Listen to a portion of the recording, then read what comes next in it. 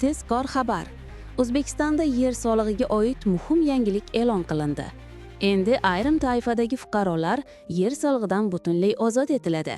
Soliq qo'mitasining so'nggi ma'lumotiga ko'ra 2025-yildan boshlab urush qatnashchilari, 1 va 2 guruh nogironlar, O'zbekiston qahramoni, Sovet yoki mehnat qahramoni unvoniga ega shaxslar, shuningdek yolg'iz pensionerlar va boquvchisini yo'qotgan ko'p bolali oilalar endi o'z yashab turgan uyi joylashgan yer uchun soliq to'lamaydi.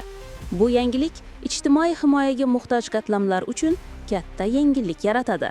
Mutaxassislar aytishicha, bu qaror minglab oilalarning iqtisodiy yukini kamaytiradi.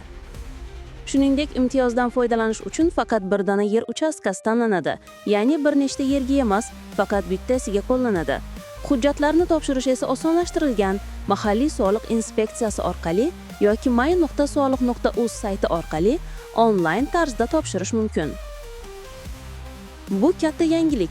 Agar sizda yoki yaqinlaringizda shu toifaga kiradiganlar bo'lsa, albatta bu imtiyozdan foydalaning. Bunday muhim yangiliklardan xabardor bo'lish uchun kanalimizga obuna bo'ling, like bosing va fikringizni izohlarda qoldiring.